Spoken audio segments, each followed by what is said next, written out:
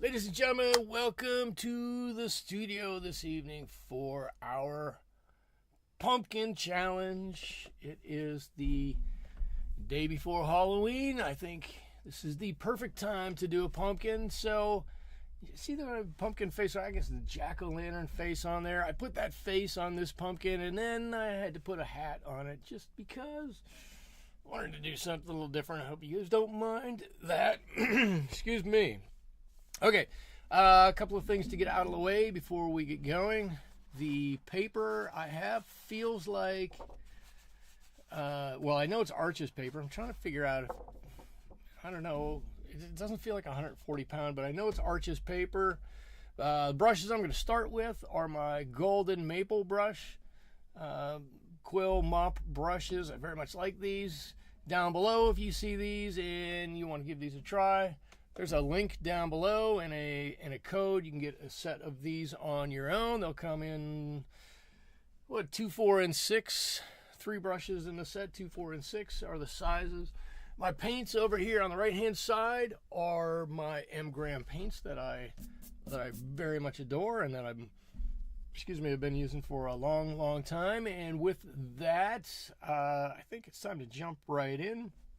Suike is here. Liza is here. Hello, hello, hello. Got a few extra people in the chat I can see or on the stream.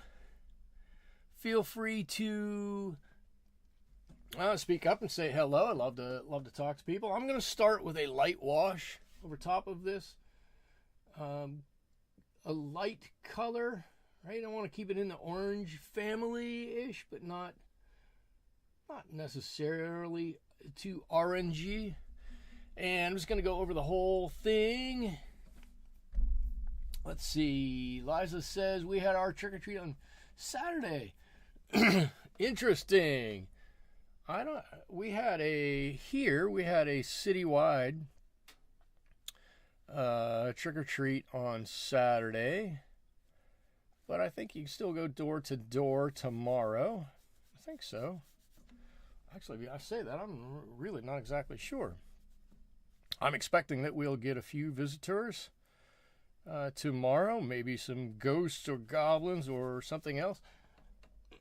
Actually, it's been a long time since we've had too many people come to our house. Just not something that happens all that much. I think kids go to places where it's maybe a little less hilly. It's a big hill you got to walk up to get to my house, and maybe where the houses are a little closer together. I know there's a community just south of where I live that we used to go with my kids when they wanted to go and trick or treat, and the houses are like right here. They're right on top of each other, and it was a really popular place to go because the houses were right on top of each other, and you get a lot of candy without a whole lot of walking. You got a lot of calories without expending a lot of calories, I guess is the theory there. Okay, so I've just painted this whole thing. I guess it's a hue of orange or yellow. I went right over the eyes. Not going to worry about it. We're going to fill in some of that. Went right over the inside of the pumpkin, right just behind that orange skin. This color will become that fleshy color back there. And then everything else will get at least one more layer on top of it. Liza has big news. You went to an estate sale. I'm assuming that means estate sale. Looks like there's a little misspelling in there. And spill it. Liza, what did you get? Anything really good? We need to know. I hope you got some good stuff. I always have a lot of fun going to estate sales. Last weekend, got 28 tubes of Holbein for $8. There you go. That's fantastic. 28 tubes for $8. And so sometimes, I'm going to ask, sometimes at estate sales, you get tubes of paint that are, old or used, or let's just say less than full. How were the ones that you got? Were they relatively new? Was there a lot of paint left in them? Better still, congratulations. Absolutely. Well, first of all, right. Congratulations. That's fantastic. Better still, were they 15 milliliter tubes or 5 milliliter tubes? I know Holbein likes to sell their stuff in 5 milliliter tubes, but they do sell larger ones. Hopefully you got the nice big ones. All right. So I'm going to do a little bit of this hat, but I can't do down here because that obviously is wet and I'll run all over the place. So I'm just going to do a little bit of the top here. They were perfect. Oh, I love to hear that. Most were barely used and some were never used. Oh. All right. I'm jealous. I'm jealous, but that's fantastic. I love when stuff like that happens. I really like that. You were like walking on a cloud. I love that. I got some green in here that I don't want. I gotta get some green on here. I do that from time to time. Now, I don't seek out the estate sales. My wife does. She's the real thrifter in the family. She finds deals everywhere. And she'll go, hey, by the way, over in so-and-so, they're having an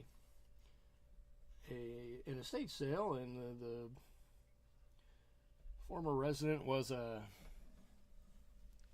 artist of some sort. There might be something over there for you. Cool. And then we wander on over there, and that's typically how it goes for me, but that's fantastic. That is fantastic. So, Liza, you said your trick-or-treat was last weekend. So here's the question for you. Not to take away from your art haul, which is fantastic, but I just want to know, what was the most innovative costume that you saw? Right? Not necessarily the best costume, right? Because sometimes you can pay for a costume and you'll get you can you know, pay for some really fantastic costumes, but what was the most innovative one you saw? Maybe one that was put together from other pieces that somebody did some serious work on, or looked maybe homemade? Susie's here. Hello. Good to see you, Susie. Holbein has bright pigments too. Holbein has some nice pigments. I bought off of eBay a long time ago, and I'm out of my Holbein paints, or nearly out. I use them in my travel kit typically. When I have them in the back of my car, and when I want to paint something, I open the trunk and pull my paints out and give it a good go with those. And the paints that I have in there are my Holbein paints. So I'm nearly out of those because I've used them so much. But I bought some off of eBay, and I don't think I quite got the deal. Probably Liza that you got, but I started using them, and I was like, well, these are really weird. This has some interesting colors, some that I would never have thought to put together before. One was yellow gray, is that right? A yellow gray color, ochre, gray ochre, or something to, I'm trying to think what it is, something to that effect. And I was like, this is such a weird color. Who would ever use this color? And then, as it turns out, I used quite a lot of it. It turned out to be actually a really nice color for landscapes and for backgrounds and whatnot. Okay, so where does that leave us here? Well, that leaves us with a hat that we've got going. I'm trying to leave a little highlight on my hat there. Just pulling some of that paint off. And before we get going any further, I've got to start to, I'm going to do this. I'm going to do this as though I were painting just a ball, right? I'm going to put some shadow on this orange color so that it makes it look round to begin with, and then we'll put in all of the striping, the lobing, I don't know what you call this, that goes on this guy. So got to do some stuff on the bottom down here. I'm going to mix up a little slightly different orange color and a little darker, a little bit more intense, not too much more. I'm going to try to take it in baby steps. I don't always do baby steps all that well, but I'm going to try. And then if this stays a little damp and we can't get in to do something, I'm going to do a little experiment to find out. In fact, I should put some down here right now to find out what is a better shadow color.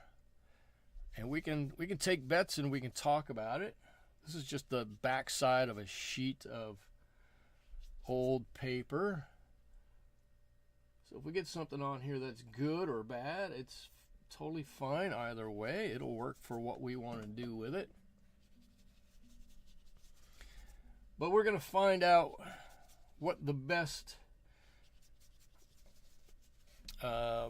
shadow color is. If it is adding a little bit of a darker, like a brown to the bottom, or if it using a what am I trying to say?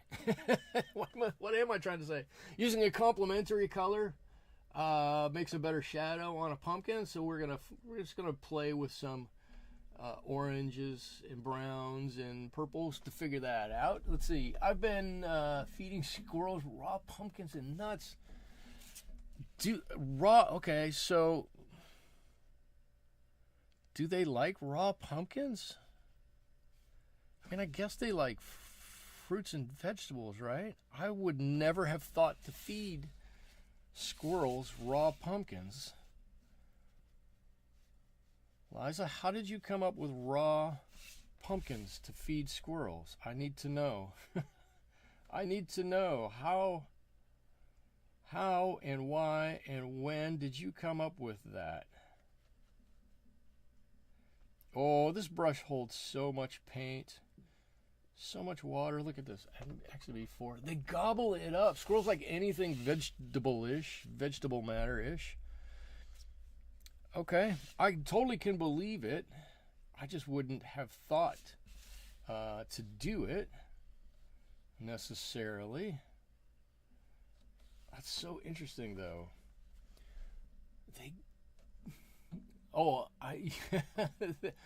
You Googled it. You Googled it to find out that they like it. I'll tell you what I found out after years of scratching my head, and this was actually pretty funny to find out. So I rake leaves in my yard all the time, right? I don't live in a northern clime where we have a traditional fall and the leaves fall off the tree when it gets cold. Leaves fall off our trees year round. Just kind of something that happens here. No big deal. Well, I'm constantly raking leaves, and I keep finding all of these peanuts. I'm like, who in their right mind is throwing peanuts in my lawn? Why do I have so many peanuts in my lawn? I don't understand why I have peanuts in my lawn. I just don't get it. Well, as I've come to find out, nobody was putting peanuts or throwing peanuts in my lawn or any such thing as that. What it is the western scrub jays that we have here, which is a relative of the blue jay that some of you have back there. They love peanuts, and they're kind of like squirrels in that they will take the peanuts and go and hide them, and then they'll dig them up at some time later and have a little snack. Apparently they will remember where they hide these. So it wasn't anybody like a drive-by peanutting or anything like that. It's all these squirrels, I'm sorry, not squirrels, all these scrub jays burying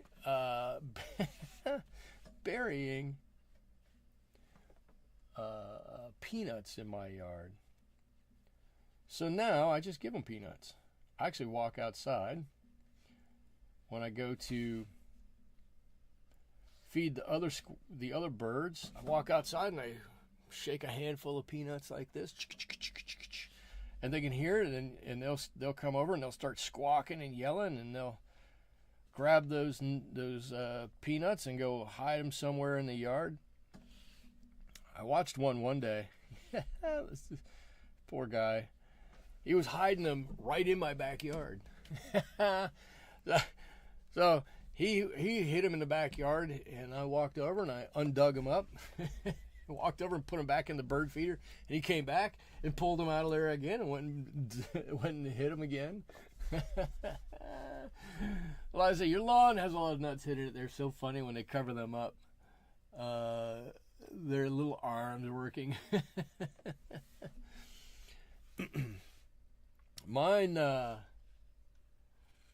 scrub jays here, they'll grab those nuts, and they'll get them in their beak. Well, they try to get them 2 at a time, or 3 at a time. I've seen them get sometimes, which is funny of itself. They'll get them, and then you can see them try to push them in. They really try to push them into the ground as hard as they can. Get in. They're like, get in there. I need you to get in there. And then they'll just take their beak and they'll push, and they'll get some dirt right over top of it. They're so funny. All the time screaming at you, rap, rap, rap, rap. And I never know, because they start to make some noise, and then that brings other ones, and I'm like, are you doing that because you want the other ones to know that there's some food here, or are you doing it just because you know, it's instinctual, and you're telling everybody there's food here and they should come and grab some, because it seems like to me that half the time they try to chase other jays off, and they don't want them to get the food. So I always think I'm always like, why are you doing it? I don't understand. Sneaky says, I think I read somewhere that squirrels don't remember where they hide their acorns. Their contribution to tree species survival. Interesting. Maybe that's why they have to hide so many, because they don't necessarily remember where they're at. If you hide nuts everywhere, you're bound to remember where some of them are. I don't know if squirrels have a great memory or not. I have no idea. But they are curious little creatures, that's for sure. Hey, as long as we're talking curious creatures, I was up at the lake, keep feeding them.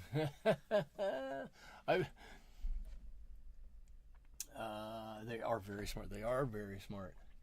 I saw today, I love seeing these. I saw today a bald eagle. Every time I see one, not necessarily to get patriotic or anything, but I just love seeing them. They do look pretty regal and pretty majestic. Was up at the lake today, and I just seen the remains of a fish. And it looks like it's been eaten by a bird. And lo and behold, about 20 minutes later, this big old guy comes flying right by me. It's a beautiful, beautiful bird. Stunning to look at. Okay, so this is a little damp. Actually, this paper is you can just see, starting to bubble a little bit. I'm going to let it dry just ever so slightly. And I want to get a little bit of brown here. Mix it with some of my orange. And this is not necessarily going to be the best test, because this has got some weird sizing on the back of this, but we'll make it work. I just want to see if that looks like a little better shadow color, or if the complementary color here, which would be purple and orange. Look at that. That does make a nice shadow color. Look at that, purple and orange.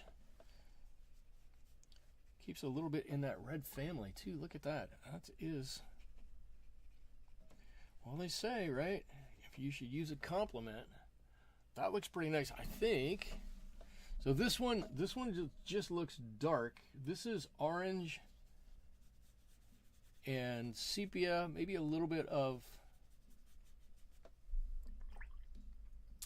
burnt umber mixed in with it. And it definitely looks dark. With this one over here, I'm just using my, what purple is that? Cobalt Violet. My complementary color to make it dark, and I think that looks pretty good. Oh, Liza said, Sudike says, I think eagles have 6-foot wingspan. I don't know how big it was. Well, I'll tell you, I don't know how big the wingspan was, but I had just seen a vulture fly over me, and they have a big wingspan, and I was thinking to myself, man, that's a big bird. When I saw another quite big bird. They were both pretty big. Okay. We are getting through this. What did everybody work on this week? I was trying to paint water and rocks. I was trying to not do anything. Liza, you don't think you've ever seen an eagle? Well, let me tell you, they are majestic. They are lovely, lovely birds, and they are big, and quite honestly, they don't look too much different than any of the other raptors we have flying around out here, but they are stunning to see. They're quite beautiful. As usual, Studio says, I've been practicing watercolor washes and blending. I've also been trying out colored pencils. Okay, so now my interest is piqued. Let's talk colored pencils. What colored pencils did you try out? And what did you think of them? I'm curious. I'm curious because I will pick up my water-soluble colored pencils from time to time and try to use them, and I sometimes think, man, these are brilliant, and sometimes I think, why would anybody use these? But having said that, I do from time to time pull out my watercolor crayons, so I can't be too critical, because I do use my crayons. I'm still working on snow scenes and botanicals and trying to clean the house. Well, watercolors and house cleaning, I'm not sure how well those two go together. From my experience, you typically get caught up in one and your house stays dirty. Or in my case, my studio stays dirty.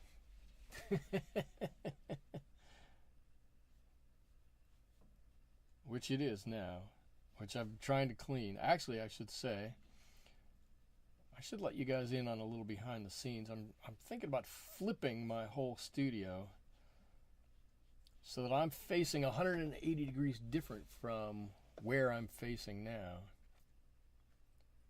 I just think it would solve a lot of problems here.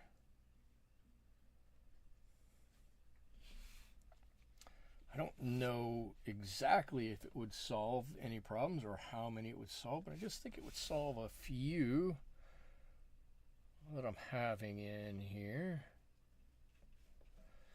All right. This guy's starting to get some roundness on him. I said I was going to try to do this in a number of layers, and I'm trying not to move. I'm purposely trying not to move too quickly because I realize I do that sometimes. I put on a heavy layer and I probably should not have. But what I am doing is trying to leave a little bit of space here in the front. That's a little lighter than everywhere else. Maybe not quite so dark, and you know, that's where I want the focus of the light to be. That's where I want the lightest bits to be. And then, of course, the further out to the edge we go, the darker this should get, which I think we are getting there. Somebody tell me, please, if I'm flying through this too fast. I feel like this is one of those times, I feel like I'm working at about 1,000 miles an hour, and I don't mean to. So somebody tell me if I'm really going too fast here, or if this is good for everybody. And if I need to slow down a little bit, I'm happy to do that. I'm very excited. I get to use my purple. I don't use my purple all that much. It just kind of sits there. So actually, this is kind of nice that we get to use this purple this evening and get some nice color on here because of it. I'm hoping I didn't just put this on a little too wet still. I want to make sure we get a little bit of darkness around the edges here, underneath where this hat is at. Something like that. I'm going to blend this out just a little bit here. Blend, blend, blend. Love blending my watercolors. I have learned that you can really just take some chances and push color all around your painting if everything is still wet. It's not always an easy thing to feel to get your paper that wet. Excuse me, because sometimes it feels like it's going to get wet and it's never going to dry up, but it will, and we're going to get it right. And a few people have said a few things here. I washed our lampshades and curtains last week. This week was the windows again. How do you wash a lampshade? I'm not trying to make fun. I don't have any idea. Isn't it like a hard thing that's on your lamp? Dana's here. Hello, Dana. Let's see. Liza says, I like the hat you made better than the one in the template. Well, there's just a whoops, over there. There's just a stock. What's it called? Yeah, a stock over there.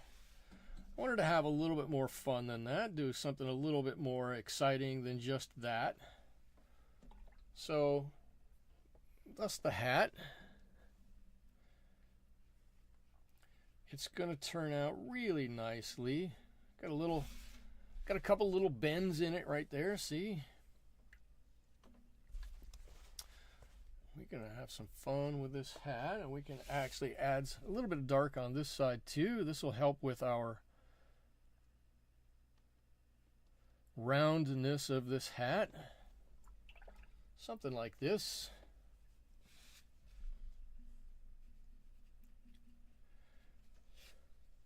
Actually, as far as the hat goes, the only thing I'm really concerned about is the brim of the hat. Not exactly certain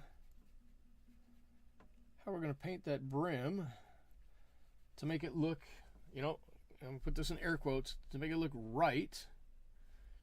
And when I say right, what I really mean is the way I have it predetermined in my mind. Like I just got a big blob of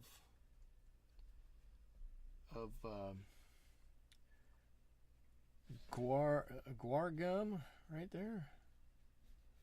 What's the filler in your paint? I guess this is M gram. Could be honey. Got a little bit of honey right there.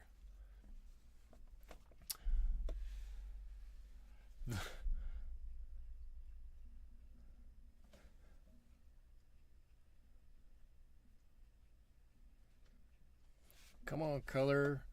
Trying to get the color the way I want to see it on this hat. And I think I'm just about there.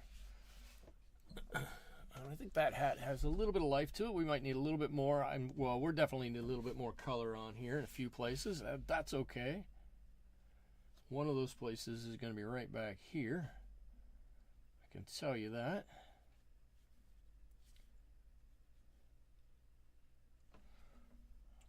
Something like this. Liza, was it you that asked me the other week if I prep for these and if I think I'm gonna screw something up, or is that a related question, or do I get nervous about doing this? And this one, I don't know why. This one I was like, I don't do a lot of orange. I think I'm a little nervous on this one, but I think it's going to come together really nicely. I missed a few. People are talking away, or I'm jibber-jabbering away here. Let's see. Susie is working on snow scenes and botanicals. Let's see. Watercolor pencils are tricky. I think they are best used for small areas or to accent things. I use them if I use them for small accents or for small lines that I have a hard time with doing with a brush, like this. Let's see. By the way, see, Liza says, I like the hat you made better than. Okay, you made better than her. By the way, Susie, I got my copy of the Water and Sky book by Harrison. Okay, cool. Have you had a chance to paint anything from it yet? No, we don't know yet. Pencils are nothing fancy. They're the Blickstore brand. That's fine. But having fun with them, and that is having fun with them is half the battle, right? It's probably more than half the battle if we think about it. All right, this is wet. That's wet. That's wet. I'm a little unable to do too much here because I've got some wet areas. All of this pumpkin in here is wet. Half of the hat up there is wet. I need to stall a little bit. If you haven't seen it yet, and there's no reason for me to think that you would because I just put it on there an hour ago, hour and a half ago, maybe 2 hours ago. It wasn't very long ago, whatever it was. We have a new challenge for November, and you know, November is going to be a lot of harvest things, a lot of Thanksgiving Day things, things that you see as we're heading into deep fall and whatnot. So I made the challenge for November to be ornamental corn, right? Multicolored corn. Maybe it's got the husk still on it, or maybe it's pulled back on it. But the husk could be brown, could be green still. The different kernels could be red or yellow or orange or brown, sometimes black. Sometimes there's some have a blue tint to them. There's all kinds of different colors in there. What I like about the ornamental corns is that you've got, you have the cob, and then you've got some that are brown here and some that are orange here and a bunch that are yellow all mixed up through, and there's no real rhyme nor reason as to why the colors end up in the places they do, but they end up there, and that's fun. And Tracy is here. Hello, Tracy. Good to see you again. Tracy's been busy with videos, I know. I've seen a walking tour of her apartment complex or condo complex, and a little stroll through nature just outside of where she lives. Quite a lovely little place. Anybody who wants to see her do that, and she's been to a couple of stores and gotten a whole bunch of goodies that she opens up in there. And Tracy, I think you did some drawing this week. Some practice drawing. Oh, and I love the Coeco pens. I love fountain pens. Tracy is putting out good content. She is. That's true. That's true. Let me catch you up on what we're doing here, Tracy. We're waiting for this to dry. I'm jabbering away while I'm waiting for this to dry. I don't want to put on too much color and have it start developing some serious backgrounds in here. So I've kind of been holding off a little bit. Let's see if I can add a little bit of color in here without ruining it too much. I'll just have to be really gentle about pulling some of this color out. But I do want to make sure that I get these front teeth nicely defined, get a little bit of stronger color on these so that we know where that pumpkin flesh on the inside is and where the teeth are. I don't need it to be super strong, just a little bit. And you know what, while we're here, let's just go around the nose hole a little bit. think this guy is going to turn out and look really quite nice. And I'm trying to put these on in little light layers. Little light layers. Instead of just grabbing great gobbins of color and putting them on there, I'm trying to do little bits here and little bits there.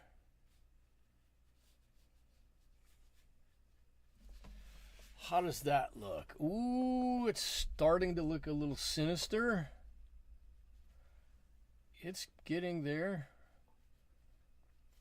Actually, I should say, now, I know that there are 100 different ways to paint watercolors. But if you're asking me, this is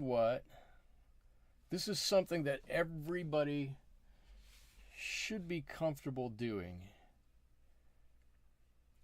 when you're painting watercolors, is getting your paper wet. And again, it doesn't have to be soaking wet, but you know, get your paper wet and find a little bit of color. And being able to put that on and blend that out in those areas that really help accent your painting. Right? And if it's wet, we can push that color around quite a lot. We can just, it will flow where we want it to. It will push it around where we want it. And that's where we get some of the cool watery coloriness. I know it's not really a word, but it should be a word. Some of those cool patterns that watercolors make all by themselves, that if we tried to ever paint, we would never be able to. But look at his face. It just has started to come to life as I'm putting on these. It's not even really a lot more color. It's just a little bit of color, just, you know, in a place or two. And there are lots of, if I'm looking at it, maybe I can hold it up this way and you can see it. There are still a lot of lighter areas and darker areas in here. I want those to stay. I don't want to take those away. I want those to be in there because those are the things, those are a couple of the things anyways that really start to give your painting life. The pumpkin is perfect for accentuations. It's true. It's starting to have a personality, Liza says. Let's just hope it's a personality that we can live with. I mean, it's a pumpkin, and he's carved with kind of a mean face. So let's hope he doesn't go. Let's hope he doesn't go too far south and get away from us. But yeah, right. And I've probably watched too much Bob Ross in my life, and I will readily admit to that. But I think, you know, if you start talking to your painting, and I'm not suggesting that everybody who does this, or everybody should do this, or that this is a normal thing, but if you start talking to your painting, you start to build kind of a relationship with it, and you start to understand it a little bit more. And then you can go, okay, now I know what this pumpkin needs. And this pumpkin needs, you know, a little something here, and it needs a little something there. We can just gain that little bit of understanding about our pumpkin.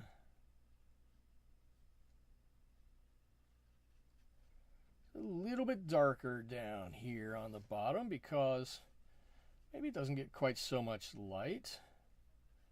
It gets from the top is kind of around the bend down here. The light is coming from the top in essence.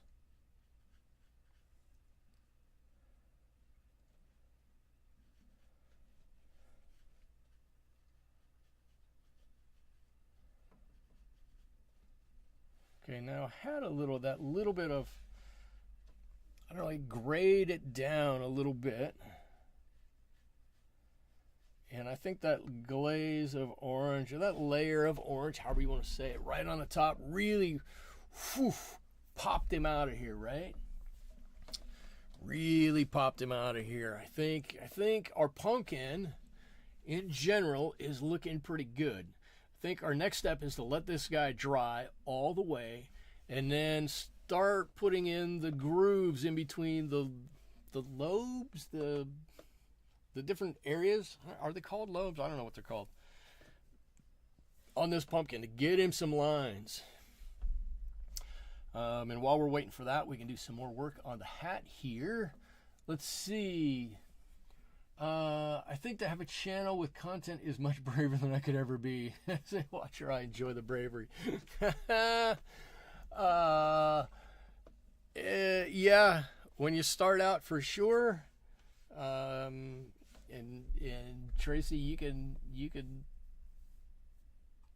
say yes or no, but I think when you start out, it's completely frightening, and you're just going, oh my gosh, if I say something, right? If I say, I'm going to do it in air quotes, if I say something wrong, oh, somebody's going to make a comment, and I'm going to be crushed. Or if I say something right, all right, and again, this is in air quotes, if I say something right, oh, I hope somebody notices it and gives me a good comment about it or something like that. And it's not, the more you do it, it's not necessarily about that. It's about the expression that you have for things and getting, your, I don't want to say experience out there, but your creativity out there.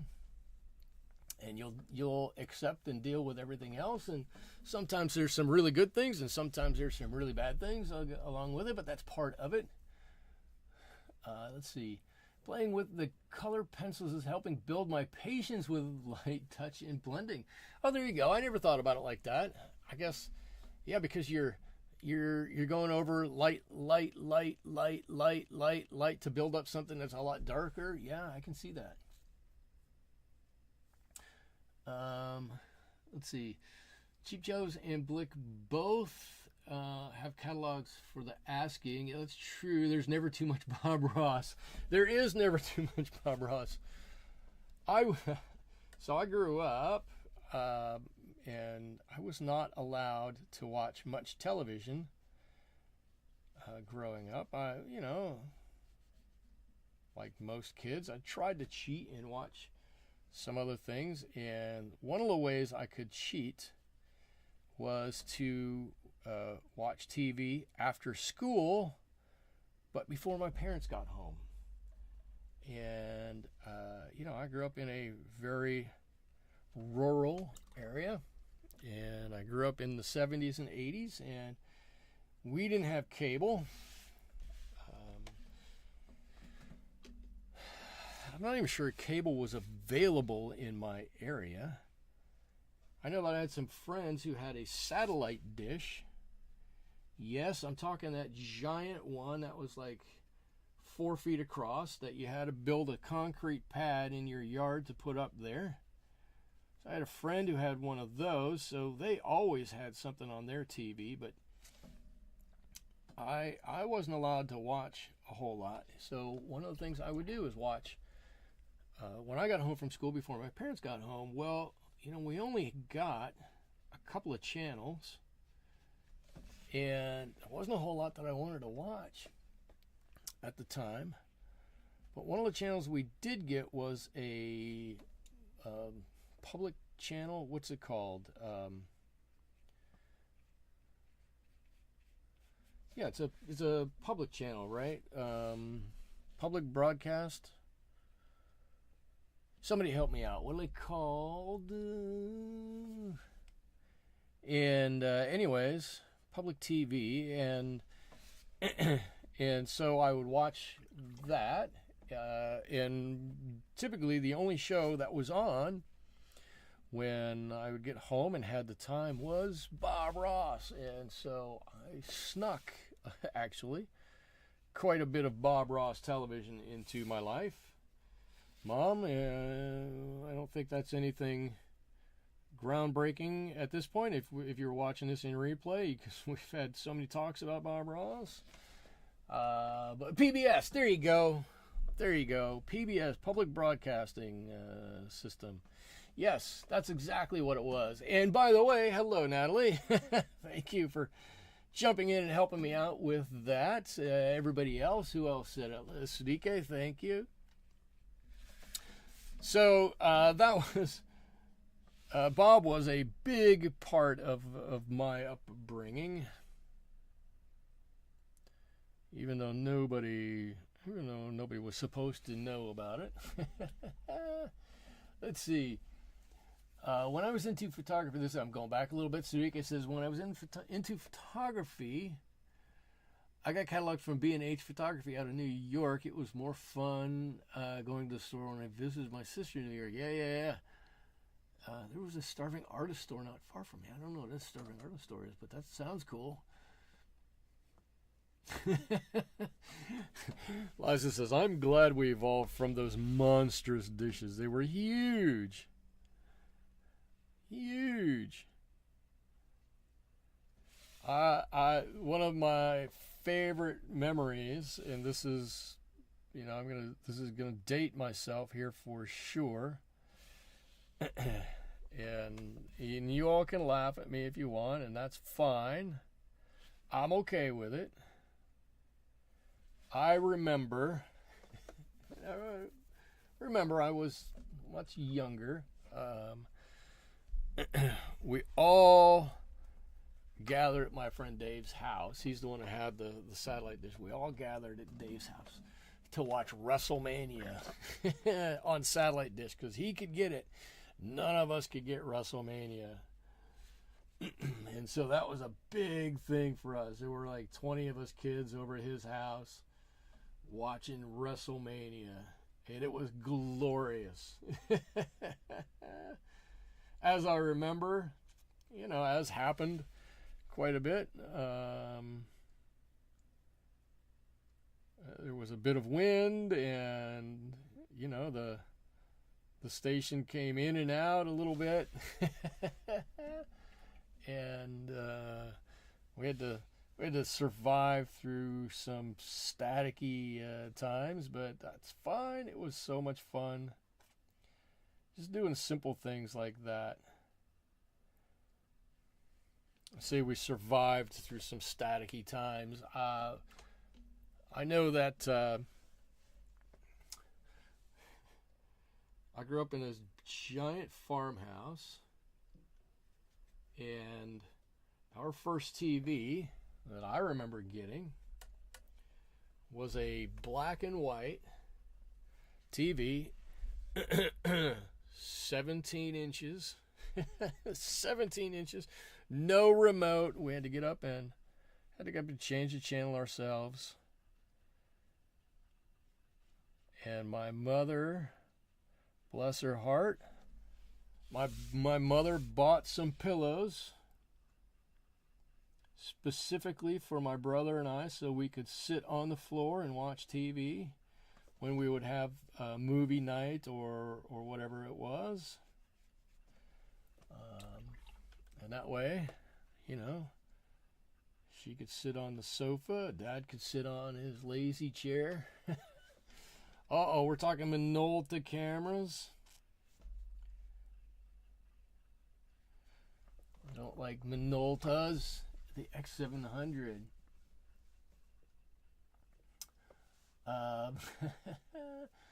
The B&H catalogs, when you were into photography, see, I never saw a B&H catalog.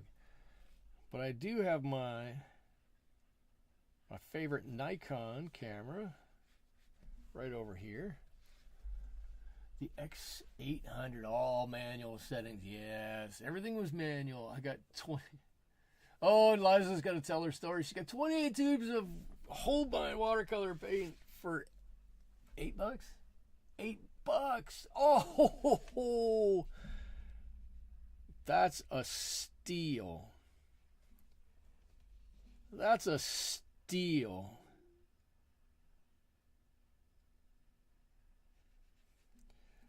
So I guess I didn't ask the question, Liza. You felt like you won the lottery. Are they good colors, or were they part of a set and you got a little bit of all the colors, or were they all loose and you got what somebody bought just from whatever they wanted? What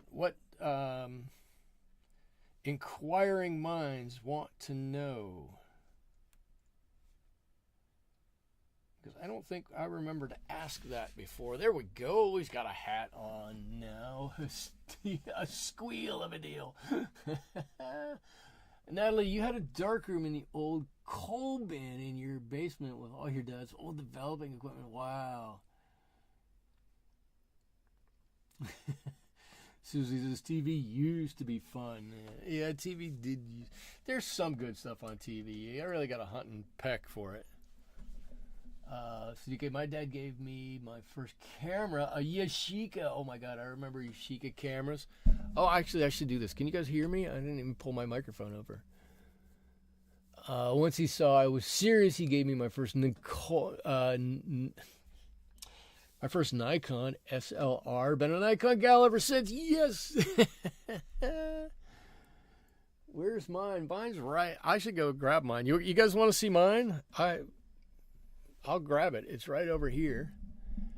My grandmother had a coal bin, but that was a pantry. Let's see. Oh, so Liza says, I have some pinks, reds, yellows, and earth colors and blues. A real hodgepodge. Okay, but that's okay. Sometimes a bit of a hodgepodge can be fun to go through and figure out, right? Let's not say hodgepodge bad. Let's just say hodgepodge slightly different.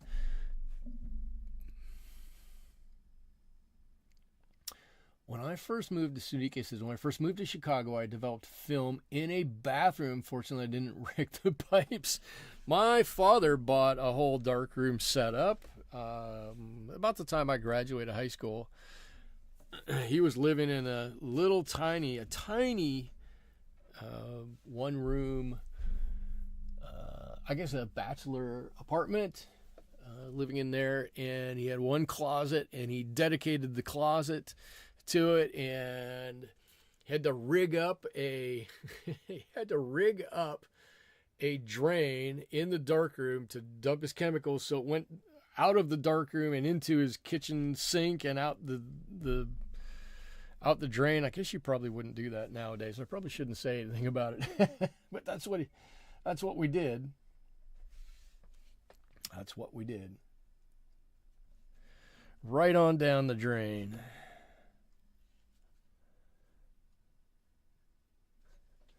Let's see. I'm going to try to drop in some color here. I don't know if this is really the color I want in here yet, but this is the color that I'm putting in here. And we'll figure out if this looks like light coming in here or if it just looks bad. We're going to figure this out. I'll tell you what it does look is a little awfully green for me. See if we can give it a shot of red here and take care of some of that greenness in this.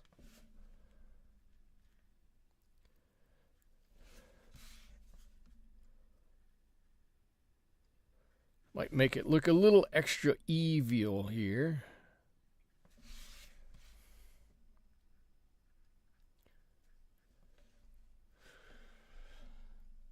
Could probably live with some of that.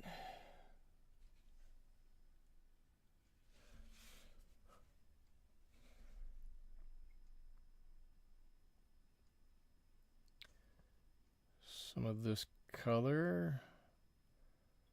Come on, let's get right up in there.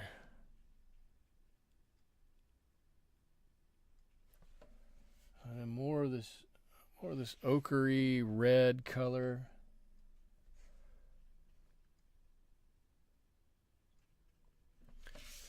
He's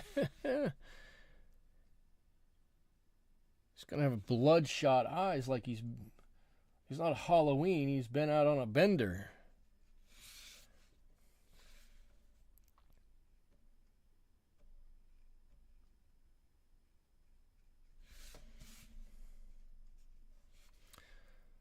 I'm trying to make sure I make a nice arc along here, not necessarily where my pencil line is, but a nice smooth arc, and keep everything nice and, oh, I actually kind of like that.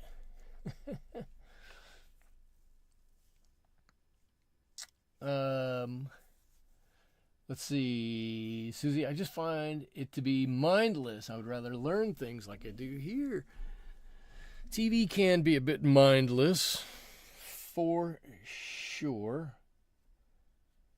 But you can learn things on TV too. I'm trying to think of what things you can learn on TV. I don't have an example because it's coming to mind right off the top of my head, but there's got to be some. Got to be something. I do like watching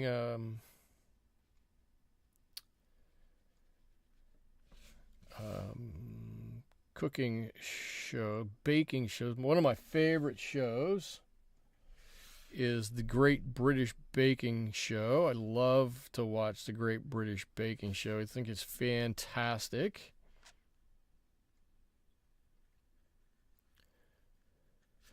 I guess maybe I don't really learn a whole lot from the Great British Baking Show, other than it's super nice to see contestants that are super nice to each other. Natalie says, ooh, glowing red eyes. I gotta do something. He's good to be spooky. Wasn't seeming so spooky. Let's see. Flood red eyes. I love. Let's see.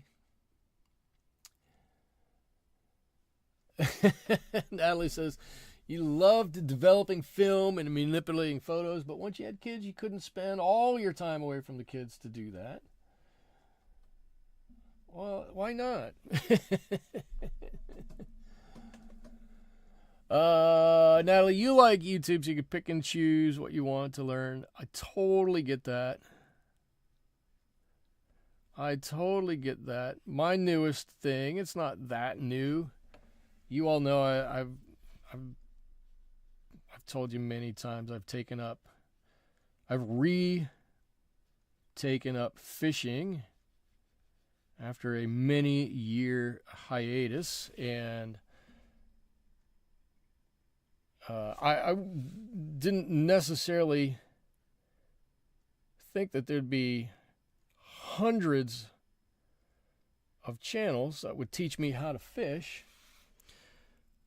But since I asked YouTube to find me some fishing videos, I've been inundated with fishing videos, and I think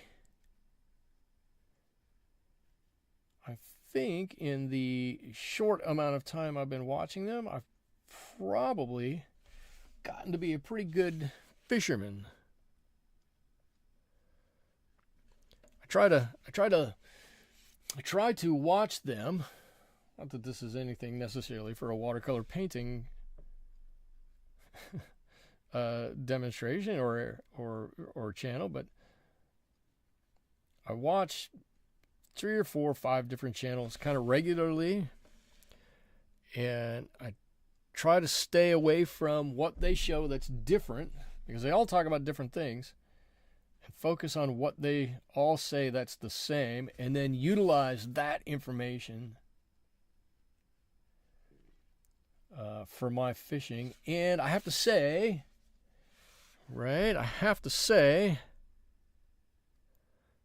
I haven't gone out one day and been skunked in 4 months. I think 4 months.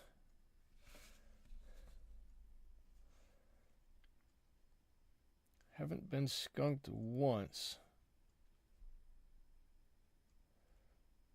Just an example of using YouTube for some directed learning.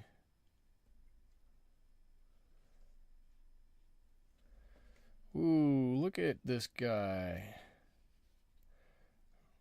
I'm concentrating very hard to stay inside the line here and not paint red over orange. Look at him. Ho, ho, ho. Now he's mean. Now he's mean. I still got a little dampness right here on that hat. Okay, so we need to, at this point, and what's nice in this is that first layer we put on gave us this nice fleshy colored layer that's in here, right? On that inside, it gave us that, and we didn't have to do anything else about that. It just is there for us. Okay, if that wasn't wet, we could do something there. I'm going to start putting some stripes on there. Susie says, YouTube showed me how to clean the washing machine internal filter and how to add new screening to my window screens, and today how to change the beater brush on my vacuum cleaner. Wow. I used it to looking for a paper towel. I used it to figure out how to change the battery in my car clicker. Right? I walked out to my car one day and I went boop boop, and it didn't. I wanted it to go boop boop and unlock my car, and it told me, sorry, I'm not working anymore. So I found out how to do that on YouTube. Wow, that was pretty cool. Did I see the short video of chickens carving a pumpkin? I didn't. Okay. I'm gonna have something to do after we're done here. No, I didn't see that. But in a very short amount of time, my chickens are going to have some nice pumpkin to eat. I'm going to have to look now for chickens carving a pumpkin. That just doesn't even sound right. How did they carve? I hear niece fixed her furnace. Holy cow. How do chicken, I want to know. Oh, Susie did the same thing I did.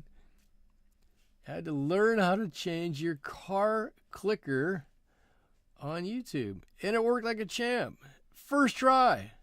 Which I was completely shocked at. I'm like, it did work. I'm like, holy cow. It did work. How did that happen? Okay, so this is nothing, right? This is not rocket surgery or anything that I'm doing here. I'm kind of trying to say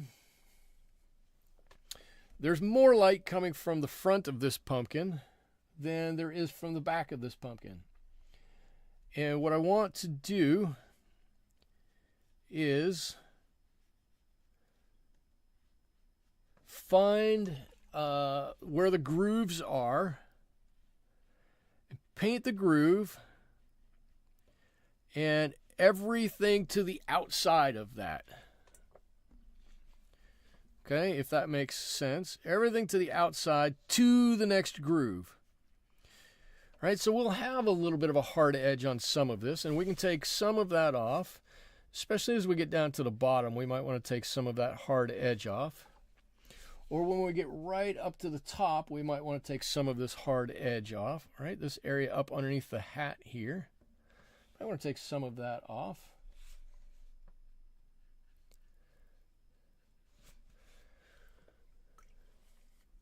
But this is really going to help us add quite a bit onto our pumpkin here.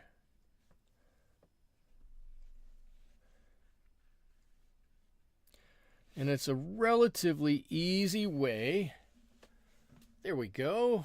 Maybe I got a little too much of this brown on there. I can just, right, I can go back with my brush. You can see, just damp. I can pull a little bit of that color off if I don't think it's quite right. Right, if I want it to be more orange, or I can just mix more orange into the groove that I'm putting in there. Let's see. I've been watching YouTube videos on truck and van camping. My favorites are Kenny of all trades, one guy out of Korea and another out of Japan. Wow, the people took off the skin where they wanted it, and okay. So Natalie's telling me how the chickens carved the pumpkin. The people took off the skin where they wanted it carved, and the chickens pecked the exposed flesh. Wow. Oh, I might have something to try. I'm gonna get the girls over here. Actually, the girls already went to bed, so I can't call them in here for an experiment.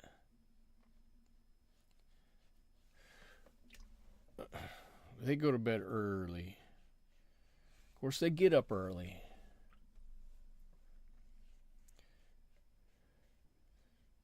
My chickies go to bed about, well, let's say about 40 minutes before sunset. Something in that area.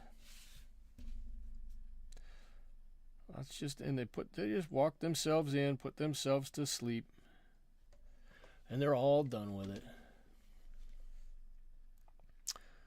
The chickens carve the pumpkin. So I know that chickens can play tic-tac-toe, but I didn't know they could carve pumpkins. Multifaceted. Chickens just keep getting better and better. Sorry. Have I thought about posting a video of my girls? No, but I'll consider it. They're adorable. I wouldn't do it right now, because they might be a little self-conscious because Pumpkin doesn't have a tail at the moment. It's tough when you're molting. They're molting right now. 3 of them are molting, I should say. Dahlia, man, she is hanging in there. She is still giving me some delicious, delicious eggs. But everybody else is molting, and they've lost their tail feathers, and they're looking a little out of sorts. So I don't know that I want to do it right now, but I would consider it. I think I've had Priscilla, and Priscilla's no longer with me. Priscilla passed 2 years ago, year and a half ago. But I think I've had Priscilla on here. I'd totally consider it. Dahlia would hang in here with me for about a minute and a half. She gets a little rambunctious. Blue would hang out here for a little while. Blue would probably just settle down, and Pumpkin would just kind of settle down and just go, okay, what are we doing today? What's the deal? What have you got? What are you pulling me into this time? Because I do. I try to get them involved in all kinds of stuff and give them treats and, stuff they like.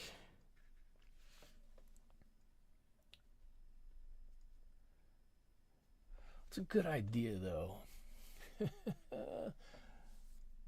Bring the girls on here. Let them become YouTube stars, sensations. I could strap brushes to their feet and let them do some watercolor painting. Now that would be funny.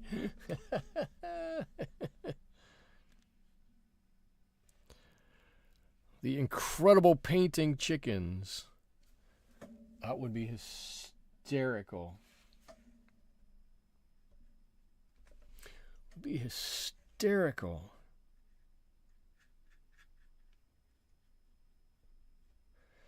All right. I got some good lines. Oh, look at it. I think he looks pretty good. I think he's got those lines that go out like that. He's got a little highlight up here. Oh, I'm not unhappy with that. Let's see. Liza says it's cold where we're at. Liza, it's not cold here, but it's cold here. The thermometer on the wall says it's 60 in the studio right now, which for me is pretty chilly. I've become quite accustomed to not being cold. It's just not a lot of fun. I'm getting soft as I age. I don't like the cold weather so much anymore.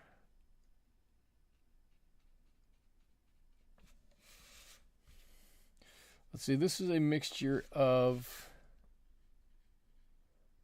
burnt umber and a little bit of yellow ochre in here, trying to make that leather look. Maybe we're going to need a little bit more of that burnt umber in here.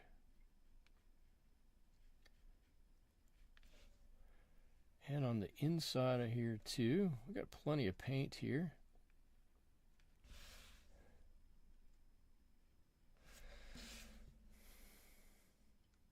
So if we have anybody new, I haven't even looked at how many people we have in here. Looks like we've probably got a few people who are just watching in the back. That's fine. That's totally fine. You're totally allowed to do that. But if you're new here and you want to make some friends in this community, just reach out and say hello. We're all pretty friendly here. I try to be really supportive and positive about watercolor painting.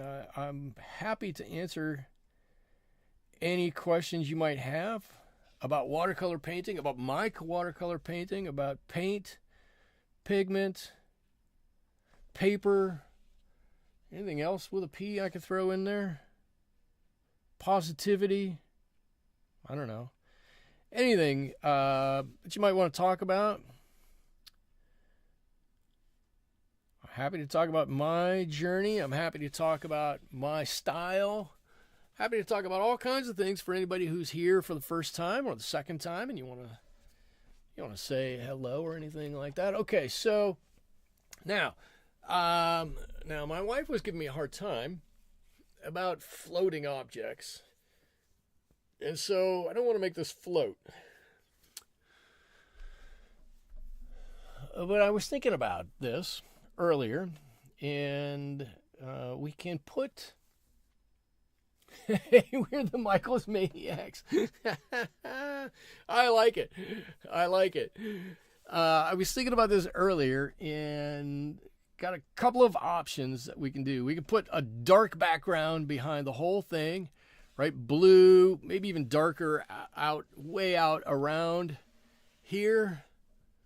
And lighter blue or lighter shade of blue, less intense blue as we come into the center.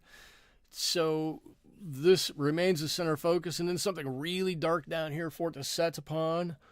Or we can just put a shadow down here and make it look like you're sitting on something. I think, now that I say it, I've got this bit that's wet here. Now that I say this, I think we're going to put an entire background on this. Oh, boy, I feel like I'm changing. It's a couple weeks in a row. A couple weeks in a row that I'm now putting backgrounds on things. Oh, what has happened to me? What has happened? What color for the buckle? Well, I was going to do a gold buckle. Black would work. Could totally do black. My only issue with black is that the hat is black. But I think we can get something that's blacker than the hat, which really has a lot of shine on it. Could totally do that.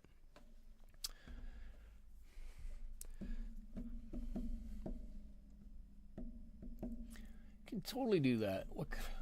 Anybody else want to take a vote on the color of the buckle? I'll entertain a buckle vote.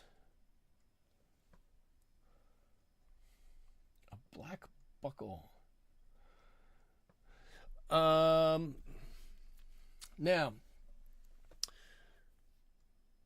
I do have a question about buckles. What's the difference between a buckle and a cobbler? That has nothing to do with this kind of buckle.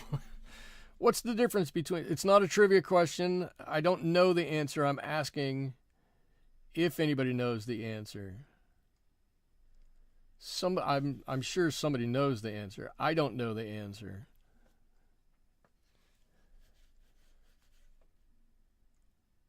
I got into a cobbler discussion the other day, and buckles came up, as I guess they often do or often could, and I didn't know the answer to what the difference between a buckle and a cobbler is.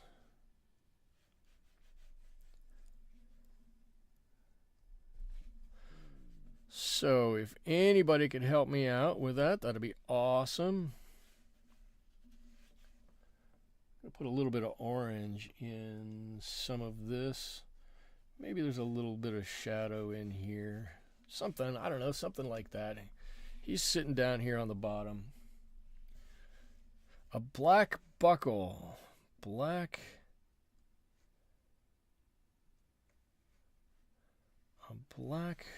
buckle. All right, I can do a black buckle.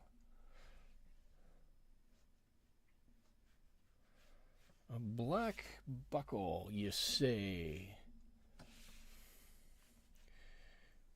I think y'all just want to see if I can paint black as black. Just a jet black buckle. I think we can do that.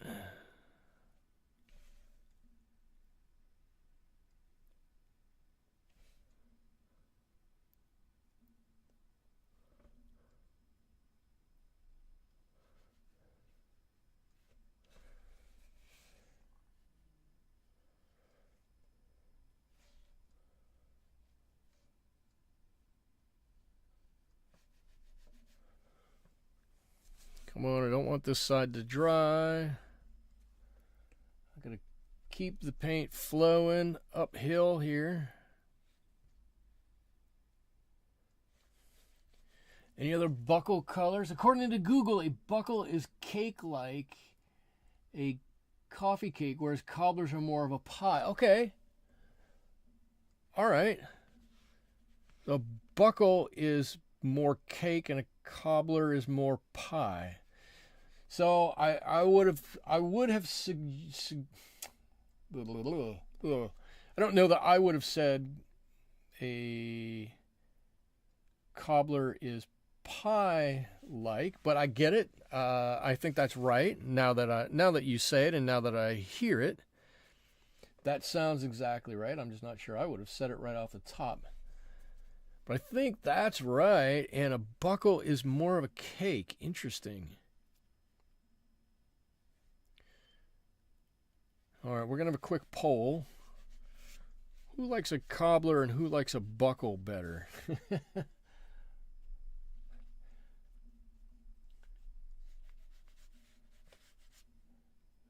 get some dark around here.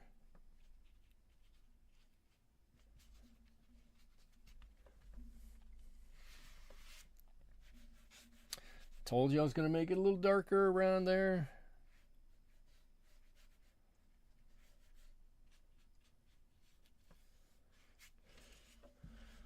Oh, okay. See, and he's even sitting on something now. Look.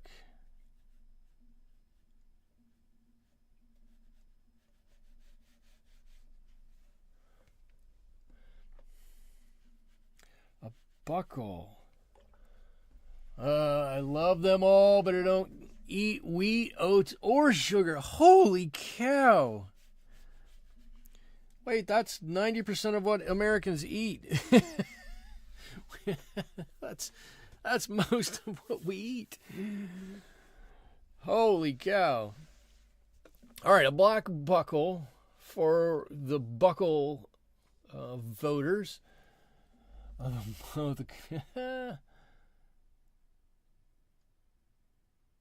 Wait, according to all recipes, wait, Susie, The difference in buckles and cobblers is the topping. Yeah. The blue background looks good. Oh, I'm hoping though that when it dries, it's just going to dry a little lighter up here.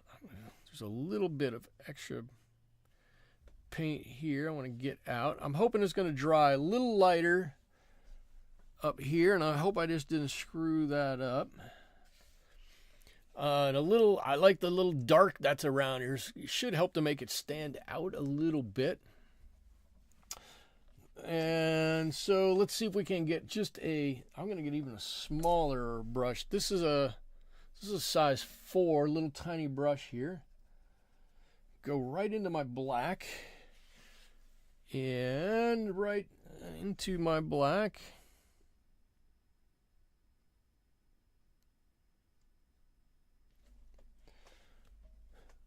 A little bit more water.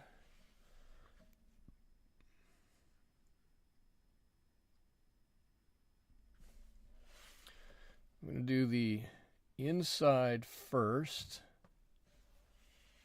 all the way around, trying to keep my hand out of the painting.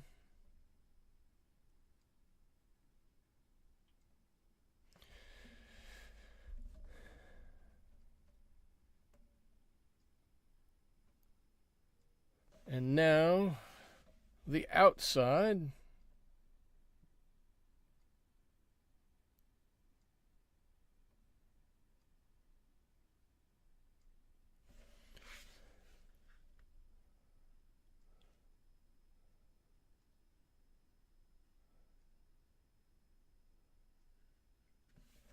Ooh.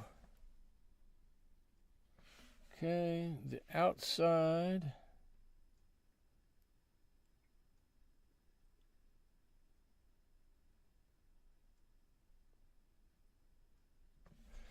There's a black buckle. That's a black buckle for sure. That's a black buckle. That's a really black buckle. I just want to dry my brush mostly. I've got a lot of paint on there, and this is very hard for me. My eyes aren't nearly as good as they used to be. This doesn't mean this isn't hard for anybody else. I just want to see if I can get some of that white out of there. If I got to make that buckle just ever so slightly larger, I'm okay with that. To get some of that white out of there. There we go. Okay. Cool. Now, Natalie says he's looking good. Thank you. Thank you. Now, but you see what the problem is, though, right? White background. The pumpkin looks good because it's got a white background. Everything's a lot lighter. Dark background, all of a sudden, he stands out a lot. To me, now we have an extra step to do, and that extra step is we got to add another layer on here to darken at least the bottom half of this, because he's so light. Or at least we need to blend in some of the dark that's down here into the orange that's up there. So we've got a little bit of work to do. Wow, this black is black. That's black for sure. Holy schmoly. But we can't quite sink him into the ground here because this is still wet. This is still wet on this side. So we have just a moment to wait. But while we're waiting, we can take a quick look. Where's my pointer brush? Oh, look at this one. I got a little Princeton brush here. Adding the background, I think here really helped us out because, let me pull it down a little bit. That blue background really helped to push all of this area back. Shook. And even though this is black, this isn't the color that I would think would necessarily make things pop off the page. The fact that it's next to this blue makes this stand out a lot more. So when I look at this, it looks like this is way back there, and this is like right in our face. And I love this shape right here. That highlight, I think, is what really kind of makes the hat, to tell you the truth. In fact, what I want to do, whoop, now I got brushes going everywhere. What I really want to do, and I'm probably going to screw something up, and that's okay. It's mine. I'm allowed to screw stuff up. Is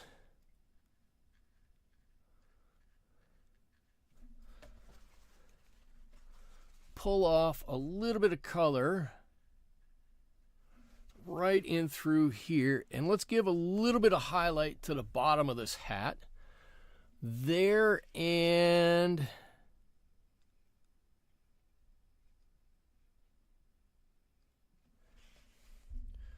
let's give a little bit more over there, right there and right there. Let's pull that off, and all of a sudden now we've got a bit more of a highlight. We've got a bit more interest on the top of this hat.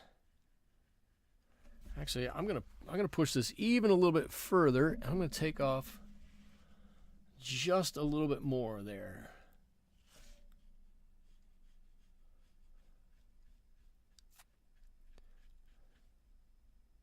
I like this side. I like that side. Not quite wild as I thought about this. Sudike, I got a dumb question. Is this a case where there would be a bluish tint to the bottom of the pumpkin as the surface reflection? So, I'm going to say, in my opinion, clearly, definitely, it depends. Right? That could definitely be one thing that you do, is you add some blue to the bottom of the pumpkin. You could also add some orange down here to the blue, and that would work the same. Or you could do a combination of both to try to match the reflected light from what it's sitting on up onto the pumpkin, and from the pumpkin back down to whatever it's sitting on. Hello, Sherry. Welcome. You're not late. You're right on time. So, not a dumb question. Fantastic question. Yes. Do I think it's always necessary to do that? Yeah, not really. As long as you get colors close, I think it's probably pretty good, right? We don't have that many problems with it as long as it's close. I'm gonna go a bit darker, and I'm gonna see how this is gonna work here. And I'm going to, this is a little bit of sepia on here, and I know that sepia is quite a dark color, and I'm gonna try to not be afraid to go right over the edge here a little bit. Be brave. Be brave.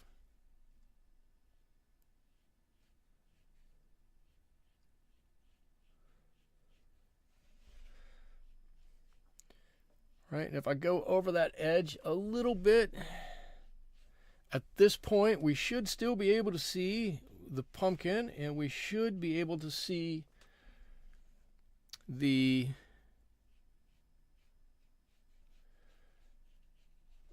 whatever it's sitting on down here. But hopefully, right, that Sepia does exactly what you're suggesting, is that there should be a little reflected light from both, or from one or the other there. We're going to find out. We're going to find out how well it works. Let's see, I think I got one that comes down like this right here. I don't know. And if it doesn't work, well, I just kind of screwed up my pumpkin. And if it does work, then it works.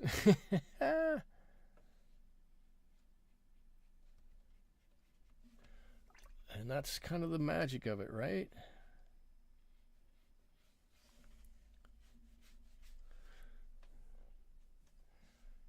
Kind of. It's kind of there. I definitely like the darker down there a little bit more. I like the sepia down there just that bit. Come on a little bit more over on this side.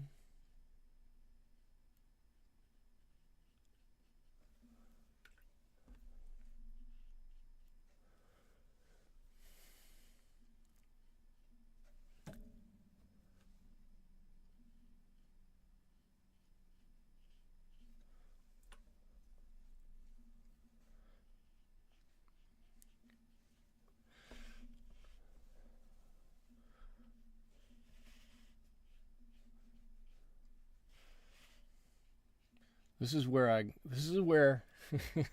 I always go, oh boy, here we go. I'm always thinking, oh, this is really going to go badly, or this could really go badly. I don't know that it always does go badly, but it could.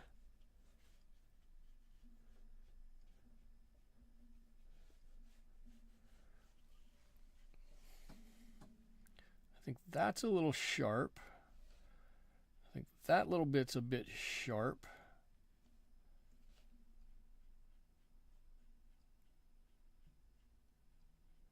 If I can pull some of that color out a little bit, just work it out a little bit, I think we'll be okay. Not sure that this was exactly the right move, but that's okay. That's okay.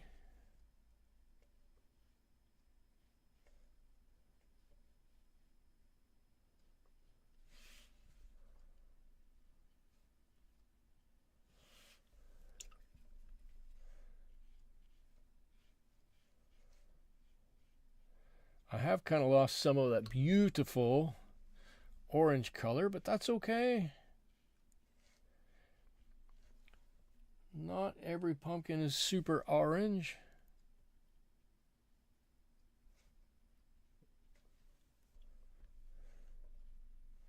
Especially when it gets up underneath here to get a little bit of, I want to get a little bit of shading up underneath here too. Darken it up just a little bit.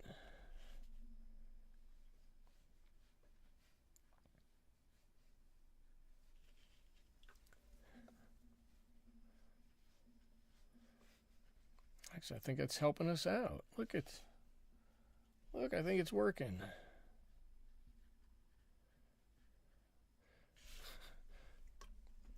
Every time I say something like that, look, I think it's working. I always feel like I sound like I'm completely surprised, like I had no idea anything at all was going to work before. Which sometimes is true, not always. All right, cool. We've darkened him up a little bit. Oh, as I step back and look at him, I do think he looks better now. I do think he looks better. Definitely more sinister. Definitely darker. Definitely looks like he's sitting down here now. Right? He's planted more. It's darker. Come on, camera. He's darker down here. He melds in just a little bit down here. And that helps seat him down there. It's still orange from what you can see. It's still orange. It does have a little bit of a brown tint at this point. That's okay. You know what? Not all pumpkins are perfect orange, right? Wait a minute. Didn't we see an owl wearing that hat? Well, let's see. Where's my owl? No, let's see. No, the owl. The owl's hat was slightly different. Not much. Slightly different.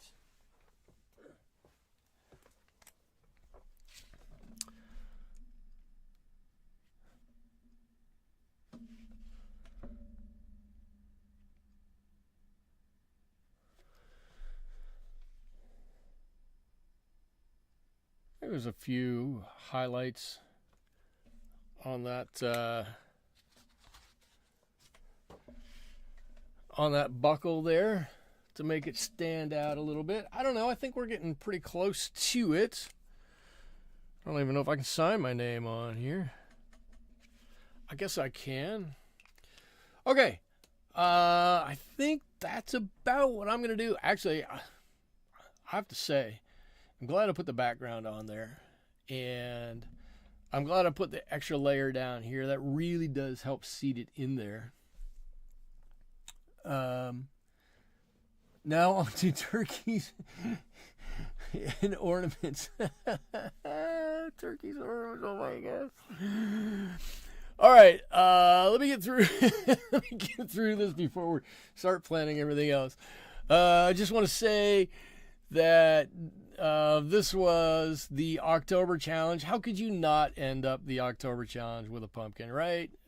We kind of had to do it. I think it turned out really nice. I love the hat. Love this part of the hat up here. I like the brim. I don't know. The band, the buckle. I think we could have done this better. I didn't have a distinct plan for that. Love the shape and the look around here. The red on the inside makes him look eerie. I'm glad we did that whole background. I love that this has got this little bit of cobalt blue back here, and it really sets that hat off, right? It really sets that hat off. Looks really good, that cobalt blue next to that dark, almost black up there. I actually had I had a great time painting this. I do want to say a couple things before you all go. The next month's challenge is ornamental corn. I put it in Discord today. We'll be doing that towards the end of Thanksgiving. We might have to move that to the week before the last week, so it might be 3 weeks from now instead of 4 weeks from now, because I have some family coming into town, and I don't know that I want to take 2 hours out of this, out of the time I spend with my mom while she's here. But we'll see how that all goes, or maybe she'll want to come on here and be on the stream with me. That would be fun too. There are links to these golden maple brushes down below if anybody who wants one. They are nice brushes. They hold a lot of water. They come to a really nice point. I think they're for sale for the 3 brushes, synthetic squirrel hair, for 20-ish bucks, 22, 23 bucks. There's a code down below for 10% off if you want to get those. I don't know what else. I don't know what else I was going to say. You'd love to meet my mom. If you haven't done so, hit the like button. It helps me out. If you have any, if you want to make a comment about things we should paint in the month of November or going into December as we head into the big holiday season, throw them in the chat down below. I would love to hear it. Maybe we'll get one of those going. No reason I can't do something that you guys want to see. It doesn't all have to be about what I want to paint. And after that, I hope you all have a wonderful Halloween tomorrow. Thank you for spending your Halloween Eve with me. Very much enjoyed painting this with you. I'm sorry if it felt like I was a little rushed. I felt like I was talking quickly and painting quickly, but I think what we ended up with in the end is something that looks lovely. So thank you all for joining me. Hope you have a great rest of your evening. Hope you have a great rest of your week. And I hope you're able to join me again back here in the studio next Wednesday, where we paint something else. Until then, thanks so much.